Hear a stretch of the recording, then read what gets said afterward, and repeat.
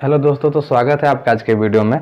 आज का वीडियो आप लोगों के लिए बहुत ही खास होने वाला है, क्योंकि आज वीडियो हम जो लेके आए हैं वो लेके आए हैं मनोविज्ञान का सब्जेक्टिव। ठीक ना, मनोविज्ञान का जो है कि हम चैप्टर 1 आप लोग को आज पढ़ाने जा रहे हैं।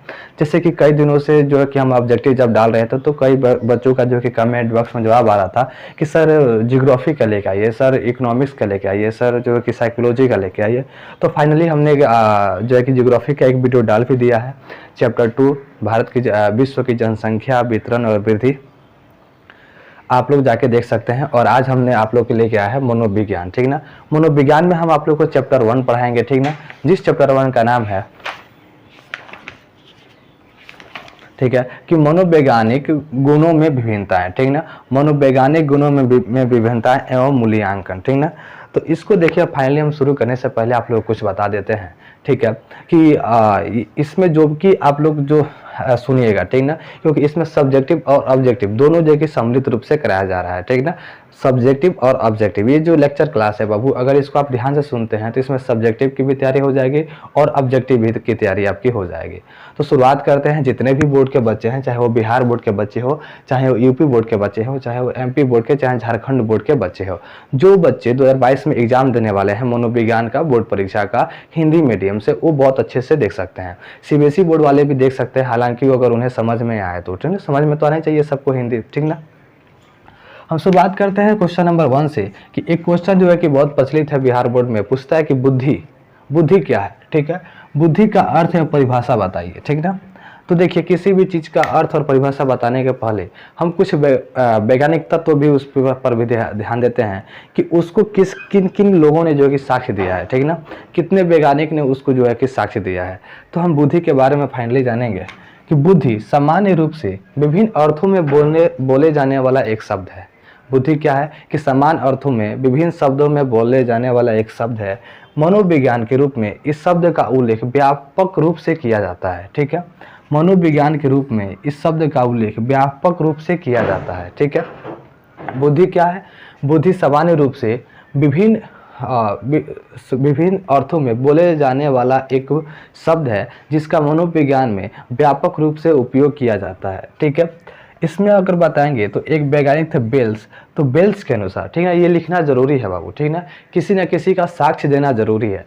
तो बेल्स के अनुसार अब देखिए बेल्स क्या कहते हैं। बेल्स कहते हैं कि संक्षेप में बुद्धि वह शक्ति है, ठीक ना, संक्षेप में बुद्धि वह शक्ति है जो हमारे व्यवहार के ढंगों को इस प्रकार संयोजित करती है कि नवीन परिस्थितियों में अच्छी तरह कार्य करे। ठीक ना, बुद्धि क्या है? बुद्धि वह है, संक्षेप में बताते हैं बेल्स जो है कि संक्षेप में बताते हैं। तो हम लिखेंगे कि बेल्स के अनुसार, ठीक ना, संक्षेप में बुद्धि वह शक्ति है, हमारी जो बुद्धि है वह शक्ति है जो हमारी व्यवहार, ठीक ना, जो हमारी आचरण मतलब कि हमारे व्यवहार और के ढंगों को इस प्रकार संयोजित करती है कि नवीन परिस्थितियों में, नवीन मतलब होता है कि नया, परिस्थिति मतलब होता है कि घटना, ठीक ना, नई परिस्थितियों में भी, नई संकटों में भी, ठीक ना, ये अच्छी तरह कार्य करे। तो इसे ही हम बुद्धि कहते हैं। ये किसके अनुसार? तो ये बेल्स के अनुसार ये कहा जाता है। तो हमारी बुद्धि की परिभाषा ये हो जाता है बाबू।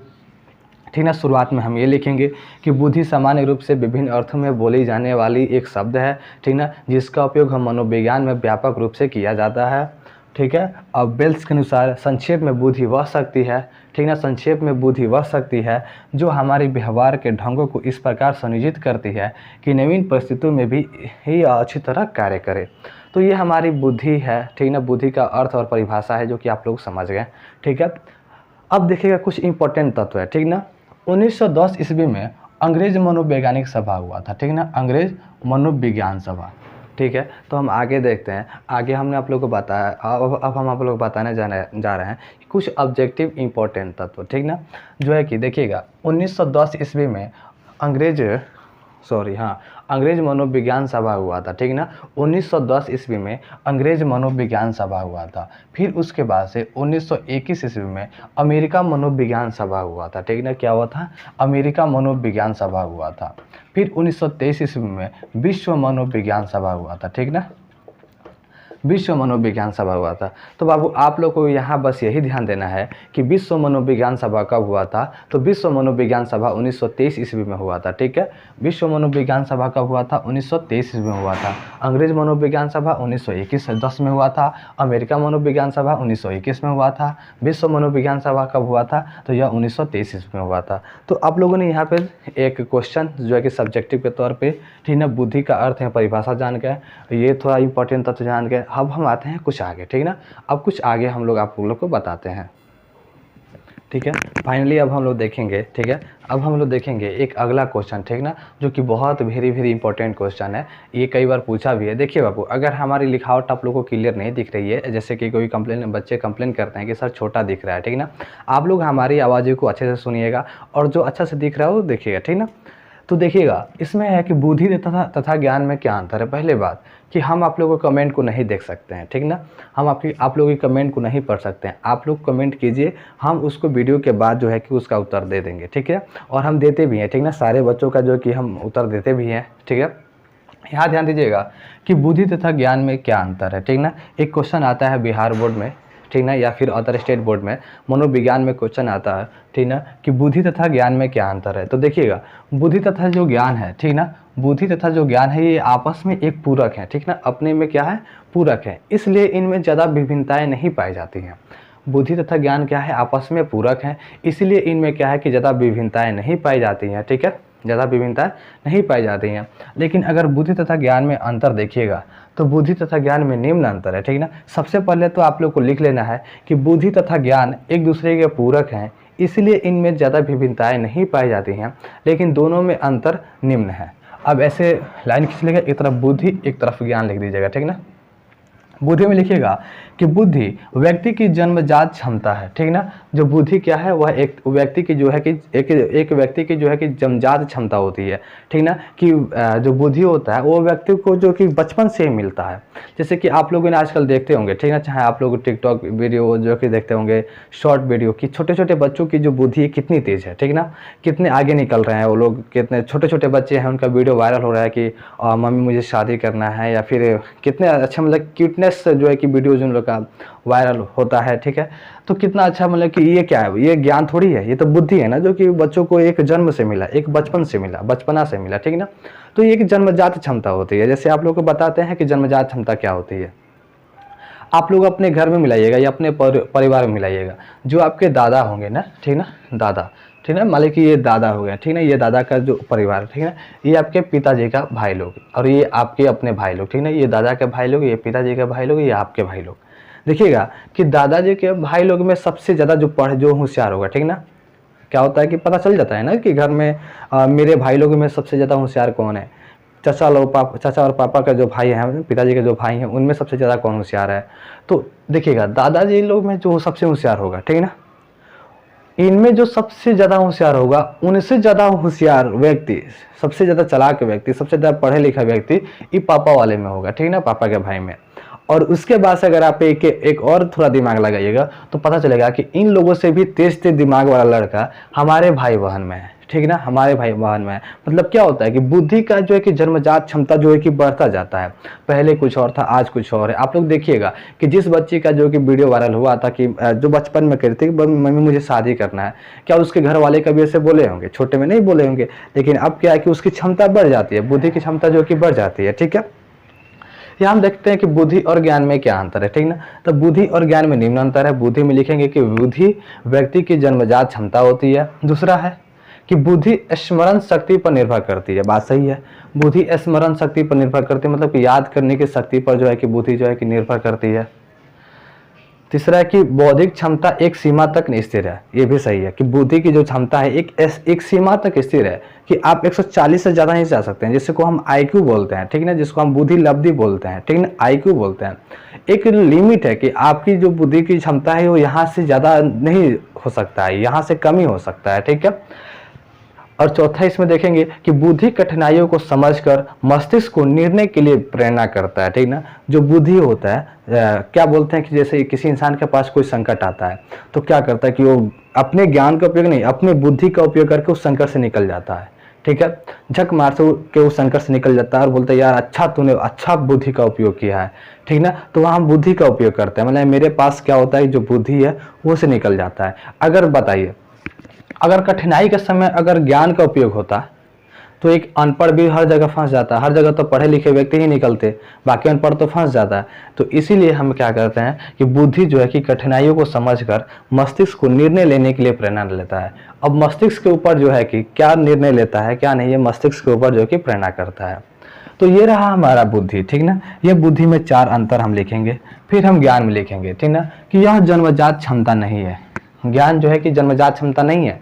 ज्ञान आपको जन्म से नहीं मिलता है, बाप दादाओं का जो कि पुश्तैनी नहीं है, जो आपको पिता में भी था ज्ञान तो आपको भी मिल जाएगा, ठीक है। इसको लेना पड़ता है, ज्ञान को हासिल करना पड़ता है। और ये कैसे मिलता है, तो लर्निंग से मिलता है, सीखने से मिलता है, ठीक ना, पढ़ने से मिलता है, ठीक है। तो ज्ञान क्या है, जन्मजात क्षमता नहीं है। हमें ज्ञान जो है कि लर्निंग करना पड़ेगा, हमें सीखना पड़ेगा, हमें पढ़ना पड़ेगा, तब जाके हमें ज्ञान मिलेगा, ठीक है।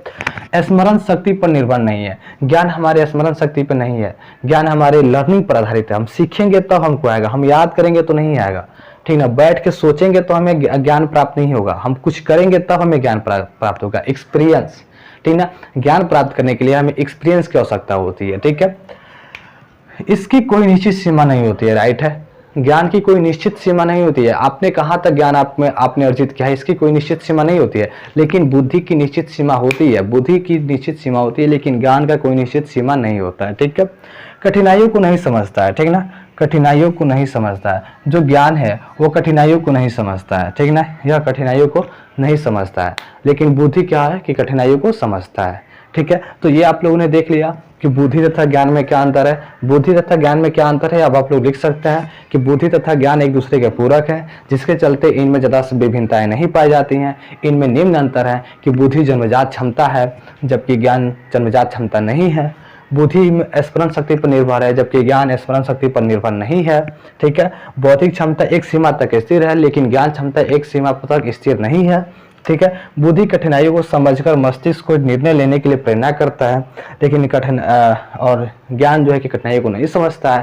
तो हमने यहाँ पे 2-3 क्वेश्चन आप लोगों को क्लियर किया, ठीक ना। फिर हम आगे आते हैं, हम आप चैप्टर 1 का टोटल क्वेश्चन वो क्लियर करेंगे। हमारी बातों को बस आप सुनते रहिए, ठीक ना, बने रहिए लाइव सेशन में, ठीक ना। और अपने दोस्तों के पास जो कि शेयर कीजिए, वीडियो को शेयर कीजिए, लाइक कीजिए और सब्सक्राइब कीजिए। जो नए लोग हैं सब्सक्राइब कीजिए, ठीक ना। और एक खास सूचना आप लोग के लिए, ठीक ना,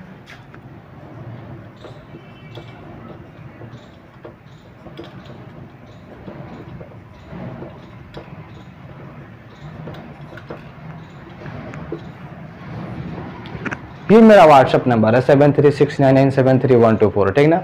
तो इस पे मैंने क्या किया कि एक पैड वीडियो का लॉन्च किया है, ठीक ना। हम पैड वीडियो चला रहे हैं जिसमें हम लोगों को सब्जेक्टिव ऑब्जेक्टिव सबकी तैयारी करा रहे हैं, चाहे वो कौन हो, किसी भी सब्जेक्ट हो, सब सारे सब्जेक्ट हो, ठीक ना। तो अगर जो लोग वीडियो देख रहे हैं और उनको मेरा पैड कोर्स लेना है तो हमारे नंबर पर व्हाट्सअप कीजिए 7369973124 पे कीजिए, ठीक ना। पैड कोर्स का मात्र दाम है 499 रुपये, ठीक ना। आप लोग जिसे बहुत आसानी से परचेज कर सकते हैं, ठीक है। और हमेशा हमसे संपर्क कीजिए, हम बताएंगे आप लोग को, ठीक है, सब चीज़ें बताएंगे, ठीक ना। हिस्ट्री से लेकर जो है कि हिंदी इंग्लिश तक की हम जो कि तैयारी पैड कोर्स में करा रहे हैं। तो ये हमारा जो कि मनोविज्ञान चल रहा था अभी, तो इसका आगे हम चलते हैं, ठीक है। यहाँ पे हम लोग थोड़ा ध्यान देंगे, ठीक ना। यहाँ पे हमें ध्यान देने की बात है कि बुद्धि के सिद्धांत, ये बहुत इंपॉर्टेंट क्वेश्चन है बाबू, ठीक ना। हर सारे स्टेट बोर्ड के परीक्षाओं के अनुसार ये सबसे इंपॉर्टेंट क्वेश्चन है कि बुद्धि के सिद्धांत क्या होता है। कि यहाँ से आपका ऑब्जेक्टिव क्वेश्चन भी आता है और यहाँ से आपका सब्जेक्टिव क्वेश्चन भी आता है। तो देखिएगा, बुद्धि के सिद्धांत की अगर बात करें तो इसके 4 सिद्धांत है, ठीक ना। इसके 4 सिद्धांत है। पहला है एक तत्व सिद्धांत, दूसरा है द्वितत्व सिद्धांत, तीसरा है बहुतत्व सिद्धांत और चौथा है कैटल के सिद्धांत, ठीक ना। कैटल एक विद्वान थे जो कि वैज्ञानिक के विद्वान थे, ठीक ना। तो कैटल के सिद्धांत हम सबसे लास्ट में बताएंगे, ठीक ना, कि क्या था कैटल के सिद्धांत। अभी हम आते हैं एक तत्व के सिद्धांत पर। एक तत्व के सिद्धांत का जो प्रतिपादन किए थे वो थे बर्न, ठीक ना। एक तत्व के सिद्धांत के प्रतिपादन किसने किया था, बर्न किया था। एक तत्व के बर्न के अनुसार बर्न बताते हैं कि एक तत्व के सिद्धांत में बुद्धि एक ही है, उसको बांटा नहीं जा सकता है, ठीक ना। उन्होंने क्या बताया था, उन्होंने बताया था कि बुद्धि एक ही है, इसे बांटा नहीं जा सकता है, इसका एक ही सिद्धांत है। यह एक इकाई के रूप में होता है, इसको बांटा नहीं जा सकता है, ठीक ना। बुद्धि को बांटा नहीं जा सकता है। इसका प्रतिपादन किसने किया था? वर्ण किए थे, ठीक ना। वर्ण ने क्या बताया था? वर्ण बताए थे कि बुद्धि का एक ही इकाई है, इसको बांटा नहीं जा सकता है। इसके बाद से ये हमारा एक तत्व सिद्धांत है। तो यहाँ से आपका ऑब्जेक्टिव निकल के आ जाएगा कि एक तत्व सिद्धांत किसने दिया था? तो एक तत्व सिद्धांत किसने दिया था? तो वर्ण ने दिया था। किसने? वर्ण ने दिया था। अब एक किस तत्व के अनुसार हम बुद्धि को बांट नहीं सकते हैं? तो एक तत्व सिद्धांत के अनुसार हम बुद्धि को बांट नहीं सकते हैं, ठीक है। अगला क्वेश्चन देखते हैं द्वितीय तत्व सिद्धांत, ठीक ना। द्वितीय तत्व सिद्धांत का जो प्रतिपादन था वो स्पीयरमैन ने किया था, ठीक ना। द्वितीय तत्व सिद्धांत का जो है कि सिद्धांत का जो प्रतिपादन था किसने किया था? स्पीयर ने किया था। हम द्वितीय तत्व के सिद्धांत को दो वर्गों में बांटते हैं, ठीक है। स्पीयरमैन ने कहा था कि बुद्धि के द्वितीय तत्व के सिद्धांत को आप दो भागों में बांटिएगा, दो वर्गों में, एक सामान्य बुद्धि, एक विशिष्ट बुद्धि, ठीक है। कौन कौन सा? एक सामान्य बुद्धि और एक विशिष्ट बुद्धि, ठीक है। तो इस तरह हमने क्या किया कि बुद्धि के सिद्धांत को दो भागों में बांटा, ठीक है। एक सामान्य बुद्धि, एक विशिष्ट बुद्धि, ठीक है। और इसका प्रतिपादन किसने किया था? स्पीयरमैन ने किया था। द्वितीय तत्व सिद्धांत का प्रतिपादन किसने किया था? तो स्पीयरमैन ने किया था, ठीक ना, याद रखिएगा। अब आता है बहुतत्व के सिद्धांत, ठीक ना। बहुतत्व सिद्धांत, बहुतत्व सिद्धांत का जो प्रतिपादन था वो थर्स्टन ने दिए थे। किसने? थर्स्टन ने दिए थे। बहुतत्व का सिद्धांत का प्रतिपादन किसने दिया था? थर्स्टन ने दिया था। थर्स्टन बताए थे कि बुद्धि का न तो एक तत्व है न ही दो तत्व हैं, इसके बहुत से तत्व हैं, ठीक ना। तो इसलिए इसको हम क्या बोले? इसी को बोले बहुतत्व का सिद्धांत, ठीक ना। इसमें देखिएगा बहुतत्व सिद्धांत इन्होंने बताया था, उसमें इन्होंने बताया था कि मौखिक योग्यता को भी वेक्टर कहते हैं, ठीक ना। मौखिक योग्यता को भी वेक्टर, ठीक ना, फैक्टर, भी फैक्टर कहते हैं, ठीक है। शब्द प्रवाह को डब्ल्यू फैक्टर, वर्ड मतलब होता है शब्द फैक्टर, ठीक ना। तो शब्द प्रवाह को क्या कहते हैं? डब्ल्यू फैक्टर, ठीक है। और स्मृति प्रवाह को क्या कहते हैं? एम फैक्टर, ठीक ना। मौखिक योग्यता को भी फैक्टर, शब्द प्रवाह को डब्ल्यू फैक्टर और स्मृति प्रवाह को एम फैक्टर कहा जाता है। तो आप लोगों ने यहाँ फाइनली जान लिया। केटल के सिद्धांत हम बताते हैं इसके जस्ट बाद, ठीक ना, क्योंकि थोड़ा बड़ा है उसमें, तो आप लोग को डीपली बताना पड़ेगा। एक तत्व का सिद्धांत किसने दिया? तो वर्ण ने दिया था। द्वितीय तत्व का सिद्धांत स्पीयरमैन ने दिया था और बहुतत्व के सिद्धांत थर्स्टन ने दिया था। एक तत्व के सिद्धांत के अनुसार बुद्धि को बांटा नहीं जा सकता है, बुद्धि एक ही इकाई के रूप में है, इसको हम बांटे नहीं जा सकते हैं, इसका एक ही तत्व है। ये थे हमारे वर्ण के अनुसार, ठीक ना। बुद्धि के द्वितीय तत्व के अनुसार बुद्धि को दो वर्गों में बांटा गया है, एक सामान्य बुद्धि, एक विशिष्ट बुद्धि, ठीक है। एक सामान्य बुद्धि और एक विशिष्ट बुद्धि, ये किसके अनुसार? तो ये स्पीयरमैन के अनुसार, ठीक है। और बुद्धि के बहुतत्व के सिद्धांत जो था, तो इसके अनुसार हम जो कि इसका प्रतिपादन थर्स्टन ने किया था। और बहुतत्व के सिद्धांत से हम इसमें बहुत से तत्व पाए जाते हैं ना, इसमें एक तत्व पाया जाता है ना, इसमें दो तत्व पाया जाता है, इसमें बहुत सारे तत्व पाए जाते हैं। तो इसमें आप लोग बता दें कि मौखिक योग्यता को भी फैक्टर, ठीक ना, शब्द प्रवाह को डब्ल्यू फैक्टर और स्मृति प्रवाह को एम फैक्टर के रूप में कहा जाता है, ठीक है। अब आगे हम जानेंगे केटल के सिद्धांत को, ठीक है। किसको? केटल के सिद्धांत को, ठीक है। आगे देखिएगा, आगे हम बात करेंगे आप लोग को केटल के सिद्धांत के बारे में, ठीक ना। केटल का सिद्धांत बहुत ही इंपॉर्टेंट है बाबू, ये आप लोग को पूछता है कि केटल के सिद्धांत की व्याख्यात्मक रूप बताइए, ठीक ना। देखिएगा, अगर बुद्धि केटल के सिद्धांत लिखते समय, ये तो दो सिद्धांत दिए थे केटल, लेकिन इसके ऊपर कुछ लिखिएगा, इसके कुछ ऊपर में जो आप लोग को जो डिस्क्रिप्शन लिखना है उसको लिखिएगा ऐसे, जो हम बोल रहे हैं कि बुद्धि सीखने की योग्यता में यह पाया जाता है कि, ठीक ना, कि वह व्यक्ति जल्दी कुछ सीख जाते हैं, ठीक है। ये मानते हुए बुद्धि सीखने की योग्यता मानते हुए कहा जाता है कि जो व्यक्ति जल्दी सीख लेता है, ठीक ना। बुद्धि सीखने की योग्यता में यह माना जाता है कि जो व्यक्ति जल्दी सीख लेता है या फिर जटिल विषय को, मतलब कि कठिन विषय को जल्दी सीख जाता है, उसकी बुद्धि स्तर थोड़ा ऊंच मानी जाती है, ठीक ना। जो कठिन विषय को थोड़ा जल्दी सीख जाता है या फिर किसी भी काम को थोड़ा जल्दी सीख जाता है, तो ऐसा माना जाता है कि यार तुम्हारा बुद्धि बहुत ठीक है, ठीक है। तो आप लोग लिखिएगा कि बुद्धि सीखने की योग्यता मानते हुए कहा जाता है कि जो व्यक्ति जल्दी सीख जाता है, ठीक है, या जटिल विषय को जल्दी सीख लेता है, ठीक है, उसकी बुद्धि अधिक होती है। इसके विपरीत, इसके उल्टा यह भी कहा जाता है कि जो व्यक्ति देर से सीखता है, ठीक ना, जो व्यक्ति देर से सीखता है या कठिन विषय को नहीं सीख पाता है, उसे मंद बुद्धि कहा जाता है। तो इसमें आपके केटल जी ने दो सिद्धांत दिया था, कहा था कि भिन्न भिन्न व्यक्तियों में बौद्धिक अंतर पाया जाता है, मतलब कि अलग अलग व्यक्तियों में अलग अलग बौद्धिक स्तर पाया जाता है, ठीक ना। किसी का IQ 140 होता है, जो कि बहुत जो अब सबसे लास्ट वाला हो गया, किसी का IQ 120 होता है, किसी का IQ 100 होता है, ठीक है। कि किसी का मंद बुद्धि होता है, जड़ होता है तो 20 होता है, 40 होता है, 60 होता है, माने अलग अलग व्यक्तियों में अलग अलग जो है कि बुद्धि पाया जाता है, ठीक है। अगर हम यहाँ बात करते हैं कैटल के द्वितीय सिद्धांत को, तो कैटल के अनुसार अपने पूर्वानुभव से सीखने की योग्यता की ही बुद्धि है। कैटल कहते हैं कि अपने पूर्वानुभव से, मतलब कि अपने एक्सपीरियंस से सीखने की जो बुद्धि है उसी को बुद्धि कहते हैं। अपने पूर्वानुभव से मतलब कि जो पीछे जो घटनी हुई है, जो घटना हुआ है, घटनी बोल दिया, ठीक ना, जो पीछे जो घटना हुआ है उसको सीखने से, ठीक ना, उससे आप अगर सीखने की अगर योग्यता रख रहे हैं, जैसे हम जा रहे हैं ट्रेन में, ट्रेन हमको पकड़ना है, हाँ मेरा ट्रेन है 10 बजे, ठीक है, 10 बजे ट्रेन है और हम लेट कर गए, 1 मिनट लेट कर गए, मेरा ट्रेन छूट गया। तो अब अगली बार जब हम जाएंगे तो क्या पाएंगे, अगली बार जाएंगे तो पाएंगे कि यार मेरा ट्रेन पिछली बार तो छूट गया था लेकिन अब नहीं छूटना चाहिए। तो हम क्या, पिछली घटना से हमने कुछ सीखा। तो वही कैटल बताते हैं कि कैटल के अनुसार अपने पूर्वानुभव से सीखने की जो योग्यता है वही बुद्धि है। तो आप लोगों ने जाना कि कैटल का सिद्धांत क्या है। कैटल के सिद्धांत लिखते समय आप लोग लिखना है, ठीक ना, कि बुद्धि सीखने की योग्यता मानते हुए कहा जाता है कि जो व्यक्ति किसी भी काम को जल्दी सीख जाता है या फिर किसी जटिल या कठिन काम को जल्दी समझ जाता है उसकी बुद्धि स्तर उच्च होती है। इसके विपरीत यह भी कहा जाता है कि जो व्यक्ति किसी काम को सीखने में या फिर जटिल या कठिन काम को सीखने में ज़्यादा देर लगाता है तो उसके क्या होती है कि बुद्धि स्तर बहुत कम होती है, ठीक है। तो ये था मेरे कैटल के सिद्धांत। हम थोड़ा अब इसके आगे बढ़ते हैं, ठीक ना। बुद्धि के प्रकार पे बात करते हैं, ठीक ना। तो बाबू बता दें आप लोगों को कि बुद्धि के 3 प्रकार होते हैं, ठीक ना। बुद्धि के 3 प्रकार होते हैं। पहला होता है प्रत्यक्ष बुद्धि, दूसरा होता है अप्रत्यक्ष बुद्धि और तीसरा होता है सामाजिक बुद्धि, ठीक ना। तो इसमें ज़्यादा कोई डिफाइन नहीं करना है क्योंकि उतना नहीं पूछता है कि इसके बारे में बताइए, ठीक ना। बुद्धि परीक्षण के प्रकार में अगर पूछेगा, ठीक ना, कि बुद्धि परीक्षण के प्रकार में बताइएगा, ठीक है। तो बुद्धि परीक्षण के बारे में हम लोग बताते हैं कि 1879 ईस्वी में, ये हम आप लोग को लिख के बता देते हैं, ठीक है, ठीक है। तो फिर यहाँ पे ध्यान दीजिएगा कि बुद्धि परीक्षण के प्रकार, ठीक ना। बुद्धि परीक्षण के प्रकार का मतलब होता है कि किसी व्यक्ति की बुद्धि की परीक्षा लेना, ठीक ना, ताकि उसकी बुद्धि कहाँ तक जो है कि डेवलपमेंट है, वही मतलब कि कहाँ तक विकास किया है, कहाँ तक डेवलप है। तो यहाँ अगर हम बात करेंगे कि बुद्धि परीक्षण के प्रकार, तो बुद्धि परीक्षण के 2 प्रकार है, ठीक ना। पहला है व्यक्तिगत बुद्धि परीक्षण, दूसरा है सामूहिक बुद्धि परीक्षण, ठीक है। पहला क्या है, व्यक्तिगत बुद्धि परीक्षण, और दूसरा जो है कि सामूहिक बुद्धि परीक्षण। 2 प्रकार से हम किसी व्यक्ति की बुद्धि की गणना कर सकते हैं, 2 प्रकार से हम किसी व्यक्ति की बुद्धि की परीक्षण कर सकते हैं, ठीक है। परीक्षण करने के लिए व्यक्तिगत बुद्धि परीक्षण तथा सामूहिक बुद्धि परीक्षण, ठीक ना।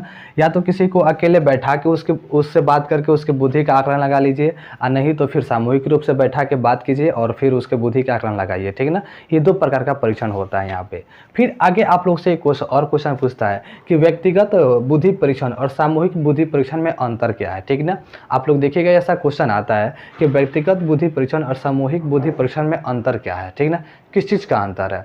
तो देखिएगा हमने यहाँ पे अंतर लिखा है कि व्यक्तिगत बुद्धि परीक्षण का आयोजन करने के लिए, ठीक ना, लिखिएगा, हम यहाँ पे शॉर्ट वर्ड लिखे हैं, ठीक ना, इंपॉर्टेंट वर्ड ही लिखे हैं। आप लोग पूरा मतलब कि एग्जाम देते समय पूरा डीपली लिखिएगा। व्यक्तिगत बुद्धि परीक्षण का आयोजन करने में अधिक समय की आवश्यकता होती है, ठीक ना। व्यक्तिगत जो बुद्धि होता है इसका जो कि परीक्षण करने में अत्यधिक श्रम की और समय की जो है कि आवश्यकता होती है, ठीक ना। इसमें अत्यधिक सजगता के साथ विद्यार्थी को उत्तर देना रहता है। व्यक्तिगत बुद्धि परीक्षण में जो विद्यार्थी को लाया जाता है, व्यक्तिगत मतलब होता है कि आपका अकेले इंटरव्यू होगा, ठीक ना। तो इसमें क्या होता है कि अत्यधिक सजगता के साथ जो कि उत्तर देना होता है। जैसे आप लोगों ने यूपीएससी और बीपीएससी का आप लोगों ने देखा होगा, ठीक ना, जिसमें एक व्यक्ति को अकेले बुलाया जाता है और उसका इंटरव्यू लिया जाता है। उसमें उसको अकेले बैठ गए, उसमें क्या होता है कि उसको सजगता के साथ उत्तर देना रहता है, ठीक है। अब वह विश्वसनीय एवं शुद्ध होना चाहिए। उसका उत्तर उसमें ऐसा लगता है कि इसका उत्तर जो देगा लड़का वो एकदम विश्वसनीय होना चाहिए और शुद्ध होना चाहिए। तो व्यक्तिगत बुद्धि परीक्षण में यही है कि विद्यार्थी को सजगता के साथ उत्तर देना चाहिए ताकि उत्तर विश्वसनीय और शुद्ध हो जाए, और जो कि इसमें अधिक श्रम और समय की आवश्यकता होती है, ठीक है। अब हम बात करते हैं सामूहिक बुद्धि परीक्षण में, ठीक ना। सामूहिक बुद्धि परीक्षण की अगर हम बात करते हैं तो इसमें कम श्रम और समय की कम जो है कि आवश्यकता होती है, ठीक ना।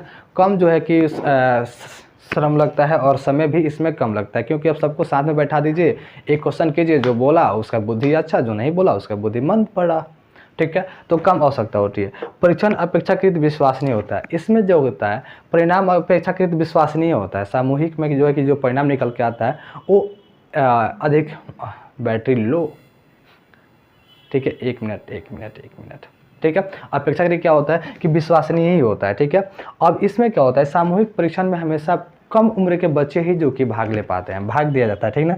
इसमें कम उम्र के बच्चे को ही भाग दिया जाता है और इसमें अत्यधिक आयु के बच्चे को, माने कि अधिक उम्र के बच्चे को ही इसमें एंट्री किया जाता है, ठीक है। तो ये था आपके बुद्धि परीक्षण और बुद्धि परीक्षण के प्रकार, ठीक है। तो बुद्धि परीक्षण के दो प्रकार हैं, पहला व्यक्तिगत परीक्षण, दूसरा सामूहिक परीक्षण।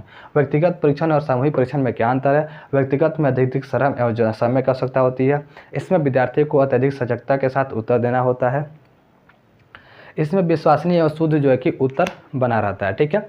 अब इसके बाद हम देखते हैं कि सामूहिक बुद्धि परीक्षण, इसमें अधिक श्रम और समय की आवश्यकता होती है। परीक्षण अपेक्षाकृत जो है कि विश्वसनीय आता है, ठीक है, और परिणाम इसका और कम आयु के बच्चे सामूहिक परीक्षण में भाग लेते हैं। अत्यधिक उम्र के बच्चे। व्यक्तिगत बुद्धि परीक्षण और सामूहिक परीक्षण में क्या अंतर है? अब हम लोग को पढ़ना है कि बुद्धि लब्धि की संकल्पना, ठीक ना। बुद्धि लब्धि की संकल्पना पढ़ना है, मतलब कि इसको हम इंग्लिश में आईक्यू भी बोलते हैं, ठीक ना। इसको क्या बोलते हैं? इंग्लिश में आईक्यू भी बोलते हैं, जिसको हम लोग आईक्यू टेस्ट बोलते हैं कि अपने बुद्धि का आईक्यू टेस्ट कराइए, ठीक ना, अपने दिमाग का आईक्यू टेस्ट कराइए, ठीक है। तो अब हम इसमें देखते हैं कि बुद्धि लब्धि की संकल्पना क्या है, मतलब कि आईक्यू की संकल्पना क्या है। तो इसके उत्तर में लिखेंगे कि प्रत्येक मानव के शरीर में जन्म से ही कुछ विशिष्ट योग्यताएं एवं क्षमताएं विद्यमान होती है, ठीक ना। मतलब कि प्रत्येक जो व्यक्ति होता है उसके शरीर में जन्म से ही कुछ जो कि अलग, जो एक विशिष्ट योग्यता और क्षमता जो है कि विद्यमान होती है, ठीक ना। इन योग्यताओं में बुद्धि का स्थान महत्वपूर्ण है, ठीक ना। अब इन सारी योग्यताएं, जितने भी योग्यताएं होती हैं, उसमें बुद्धि का जो स्थान है वो बहुत ही इम्पोर्टेंट है, बहुत ही महत्वपूर्ण है, ठीक है। कोल और ब्रूस एक विद्वान थे, ठीक ना, दो विद्वान थे। तो उन्होंने क्या बताया था कि कोल एवं ब्रूस ने बुद्धि लब्धि के संबंध में बताया है कि बुद्धि लब्धि यह बताती है कि शिशु की मानसिक योग्यता किस गति से विकास हो रहा है। मतलब कि कोल और ब्रूस ने यह बताया है कि बुद्धि लब्धि के संबंध में कोल और ब्रूस ने यह बताया है कि बुद्धि लब्धि यह बताती है कि किसी शिशु के मानसिक जो है कि किस तरह से विकास कर रही है, किस गति की ओर विकास कर रही है, ठीक है। तो ये ऐसा हमें पता चलता है बुद्धि लब्धि में, मतलब कि हमें आईक्यू से पता चलता है कि कौन सा व्यक्ति किस गति की ओर विकास कर रहा है, ठीक है। तो अब हम पता करते हैं कि हमें आईक्यू निकालते कैसे हैं, ठीक ना। किसी भी इंसान की हम आईक्यू कैसे निकालेंगे, किसी भी इंसान की हम बुद्धि लब्धि कैसे ज्ञात करेंगे कि हमारा आईक्यू कितना है, उस इंसान का आईक्यू कितना है, ठीक ना। अब देखिए, किसी भी इंसान की बुद्धि लब्धि ज्ञात करने के लिए जो हम आप लोग को बताने जा रहे हैं, ठीक है। तो अब हम लोग यहाँ पे देखेंगे, ठीक ना, कि बुद्धि लब्धि निकालने का विधि, ठीक ना। अब सबसे पहले हम क्या देखेंगे, अब इसके बाद से हम देखेंगे कि बुद्धि लब्धि निकालने की विधि क्या है। बुद्धि लब्धि का मतलब कि आईक्यू निकालने का विधि क्या है, ठीक ना। हम कैसे किसी व्यक्ति की आईक्यू के बारे में ज्ञात कर सकते हैं, कैसे किसी व्यक्ति की हम आईक्यू जो है कि ज्ञात कर सकते हैं, ठीक है। तो देखिएगा, सबसे पहले हम इसमें कुछ जान लेंगे, ठीक ना। बुद्धि मापन के लिए बुद्धि लब्धि मतलब कि आईक्यू, बुद्धि मापन के लिए आईक्यू का उपयोग सर्वप्रथम मनोवैज्ञानिक टर्मन ने किया था। ये बहुत ही इंपॉर्टेंट तथ्य है बाबू, ठीक ना। आप लोगों को याद रखना पड़ेगा कि बुद्धि लब्धि मतलब कि आईक्यू नापने का सर्वप्रथम जो उपयोग किया गया था वो टर्मन के द्वारा किया गया था। कहीं कहीं आप लोग को ऑप्शन में टर्मैन दे देगा, ठीक ना, टर्मैन दे देगा। तो टर्मैन, ठीक ना, तो ये आंसर सही है, ठीक ना। टर्मन कहीं आपको टर्मैन दे देगा, ठीक है। तो उससे कोई घबराना नहीं है, ठीक ना। ये बिहार बोर्ड है, आप लोग को सही से सरलता से जो कि उत्तर देना है, ठीक है। यहाँ देखते हैं बुद्धि लब्धि निकालने के बुद्धि, ठीक ना। तो ये क्वेश्चन पूछेगा कि सबसे पहले आईक्यू निकालने का प्रयोग किसने किया था, तो टर्मन ने किया था। इन्होंने स्पष्ट किया है कि शिशु शारीरिक आयु के अनुपातिक स्वरूप को ही विधु लब्धि के नाम से जाना जाता है। इन्होंने क्या कहा है, इन्होंने कहा है कि शिशु शारीरिक आयु के अनुपातिक स्वरूप को ही बुद्धि लब्धि के नाम से जाना जाता है, ठीक ना। अगर हम आईक्यू के सूत्र की बात करें, ठीक है, आईक्यू के सूत्र की बात करें कि आईक्यू कैसे निकाला जाता है, तो इसमें बुद्धि लब्धि, ठीक ना, बुद्धि लब्धि इक्वल टू होता है बौद्धिक आयु बटा वास्तविक आयु इंटू 100, ठीक ना। अब ये पता कीजिएगा कि बौद्धिक आयु क्या है, ठीक ना। ये वास्तविक आयु, ये तो पता है बाबू वास्तविक आयु। वास्तविक आयु का मतलब होता है कि अगर हमें किसी व्यक्ति का या किसी शिशु का जो कि आईक्यू निकालना है, ठीक ना, तो हम उसके पहले वास्तविक आयु की गणना करेंगे कि उसकी वास्तविक आयु क्या है, ठीक है। मान लीजिए कि उसके जो कि वास्तविक आयु उसका 10 है, ठीक ना। क्या लिखेंगे, वास्तविक आयु 10 है, 10 वर्ष का वो लड़का है। लेकिन उसकी जो बौद्धिक आयु है, बौद्धिक आयु का मतलब कि वह कहाँ तक सोच ले रहा है, कहाँ तक के सवालों को बना पा रहा है, कहाँ तक की उम्र के लोगों की सोच उसके अंदर आ चुकी है, ठीक ना। तो उसको बोलते हैं बौद्धिक आयु। तो मान लीजिए कि लड़का है 10 साल का और वो सोच रहा है, कर रहा है 12 साल के लड़कों का एवरेज, ठीक ना। माने जो लड़का 12 साल में करते हैं वो लड़का 10 साल में करके दिखा रहा है, तो 10 साल उसका वास्तविक आयु हो गया और बौद्धिक आयु हो गया 12 साल, ठीक ना। तो सूत्र क्या है कि बौद्धिक आयु के बटा वास्तविक आयु इंटू 100, तो क्या हो जाएगा 12 के बटा 10 इंटू 100, ठीक ना। कट गया 10 आया 120। अब हम 120 को क्या मानते हैं, तो 120 में अगर जिस लड़के का 120 आईक्यू है उसको मानते हैं कि वो प्रखर बुद्धि वाला है, ठीक ना। मतलब कि तेज बुद्धि वाला है, तेज तरह लड़का है, ठीक है। तो आईक्यू निकालने का समझ आ गया। बौद्धिक आयु क्या है, बौद्धिक आयु है कि लड़के, कोई भी शिशु या कोई भी व्यक्ति अपने वास्तविक आयु से, ठीक ना, अपनी वास्तविक आयु से या तो ऊपर की गणना करता है, ठीक ना, अधिक उम्र की गणना करता है, या फिर नीचे की गणना करता है। ऐसा भी हो सकता है कि लड़का 10 साल का हो, हरकतें 8 साल के बच्चों का करता हो, जैसे आप लोगों को पता चलता होगा, ठीक ना। आप लोग को गुस्सा मत करिएगा, जैसे कि ऐसा होता है कि लड़कियां सब की जो बौद्धिक आयु होता है वो थोड़ा कम होता है, क्योंकि लोग ऐसे बोलते हैं कि यार इनकी उम्र 12 साल हो गई लेकिन आज भी बचपना है, ठीक ना, आज भी इसमें बचपना है, मतलब कि आज भी 8 साल के वाला मतलब कि लोग काम करते हैं। तो 12 साल के हो गया वास्तविक आयु, 8 साल का हो गया जो कि इसका बौद्धिक आयु। तो इनमें आईक्यू की जो है कि कम होता है, ठीक ना। कुछ लड़के लड़की जो कि बहुत उच्चतम आईक्यू होता है, ठीक ना। तो आईक्यू निकालने का विधि आप लोग पता चल गया, बौद्धिक आयु, वास्तविक आयु। बौद्धिक आयु भी पता चल गया कि किसे कहते हैं, वास्तविक आयु भी पता चल गया कि किसे कहते हैं। तो अब इसे हम इरेज करते हैं, ठीक है, और फिर इसके आगे हम आप लोग को बताते हैं। अब जो कि हम सबसे पहले ध्यान देंगे बाबू, ठीक है, कि बुद्धि लब्धि मतलब कि आईक्यू और बुद्धि वर्ग। कहने का ये मतलब है कि किस व्यक्ति की बुद्धि लब्धि, किस व्यक्ति की आयु कितना रहेगा, तो उस व्यक्ति को हम क्या कह सकते हैं। जैसे कि अभी हमने आप लोगों को बताया आईक्यू निकालने की बुद्धि, आईक्यू निकालने का सूत्र, आईक्यू निकालने का सूत्र हमने बताया आप लोग को कि बौद्धिक बुद्धि बटा वास्तविक बुद्धि इंटू 100, ठीक ना। तो मतलब कि अगर किसी व्यक्ति का आईक्यू निकल के आप लोग निकालते हैं, ठीक ना, या फिर आप लोग अपना ही निकालिएगा या फिर घर में किसी का आईक्यू निकालिएगा, ठीक है, तो कैसे उसको कितना जो है कि किस बुद्धि वर्ग में उसको रखेंगे, ठीक ना, किस बुद्धि वर्ग में उसको रखेंगे। तो देखेंगे यहाँ पे, ठीक ना, अगर किसी व्यक्ति का 140 से अधिक है, ठीक ना, अगर किसी का बुद्धि लब्धि आईक्यू 140 से अधिक है तो उस व्यक्ति को हम जीनियस कहेंगे। क्या जीनियस मतलब कि प्रतिभावान, जीनियस मतलब बहुत तेज तरह, देखा आपने जीनियस पिक्चर देखा होंगे, ठीक ना, बहुत जीनियस, ठीक ना कहेंगे। अगर किसी व्यक्ति का बुद्धि लब्धि आईक्यू 120 से 140 तक है तो हम इसको प्रखर बुद्धि कहेंगे, मतलब कि वेरी सुपरियर, ठीक ना, क्या कहेंगे, वेरी सुपरियर, ठीक है। अगर किसी व्यक्ति का 110 से 120 तक है तो हम इसको वरिष्ठ बुद्धि कहेंगे, मतलब कि सुपरियर, ठीक है, क्या कहेंगे, वरिष्ठ बुद्धि सुपरियर कहेंगे, ठीक है। अगर किसी व्यक्ति का 80 से लेकर 90 तक है तो इसका मंद बुद्धि कहेंगे। मंद बुद्धि का मतलब कि थोड़ा सा कम बुद्धि है उसकी, ठीक है, इसको डुलनेस बोलते हैं, ठीक ना। चलिए, अगर 70 से और 80 तक के बीच में, 70 से 80 के बीच में तो उसे क्षीण बुद्धि कहेंगे, क्या कहेंगे, क्षीण बुद्धि कहेंगे, ठीक है। और अगर 50 से 60 के बीच में है तो उसे मूर्ख कहेंगे, और अगर 20 से 25 के बीच में है तो उसे जड़ कहेंगे, जड़ मतलब इडियट, ठीक है, इडियट कहेंगे, ठीक है। तो आप लोगों को इतना पता हो गया, ठीक है, बुद्धि लब्धि में ये आईक्यू और ये बुद्धि वर्ग। अगर देखिए फिर से ध्यान दीजिएगा, ठीक है, अगर किसी व्यक्ति की बुद्धि लब्धि आईक्यू आप लोग निकाल चुके हैं और उसकी बुद्धि वर्ग याद करना है कि आईक्यू के बाद से उसका बुद्धि वर्ग क्या हुआ, तो अगर उस व्यक्ति का बुद्धि लब्धि 140 से अधिक है, अगर आईक्यू 140 से अधिक है तो वह जीनियस है, ठीक है। अगर 120 से 140 के बीच में है तो वह प्रखर बुद्धि वाला है, मतलब कि वेरी सुपरियर है, ठीक है। अगर 110 120 तक है तो वह वरिष्ठ बुद्धि वाला सुपरियर है, वाली सुपीरियर, ठीक है। अगर 80 से 90 तक है तो वह मध्य बुद्धि वाला है, डुलनेस है, ठीक है। अगर 70 से 80 तक है तो वह क्षीण बुद्धि का है, ठीक है। अगर 50 से 60 है तो वह मूर्ख बुद्धि का है, ठीक है। और अगर 20 से 25 तक है तो वह जड़ बुद्धि वाला इडियट कहलाएगा, ठीक है। तो बच्चों आपसे एक फिर से हमें करना है कि आप लोग अगर हमारा बैड कोर्स लेना चाहते हैं, ठीक है, बैड कोर्स लेना चाहते हैं तो हमारे नंबर पे कॉल या मैसेज कीजिए, ठीक है, 7369973124, ठीक है। बैड कोर्स अगर लेना चाहते हैं जिसका मूल्य मात्र 499 रुपये है। यहाँ आप लोगों को सब चीज की तैयारी कराई जाएगी। 8/2022 के एग्जाम के अकॉर्डिंग सारे विषय की यहाँ तैयारी कराई जाएगी, ठीक है ना। तो 499 रुपये में आप लोग का पैर कुछ दिया जा रहा है। तो आज ही इस पर कॉल कीजिए और व्हाट्सएप कीजिए 73697312, ठीक है।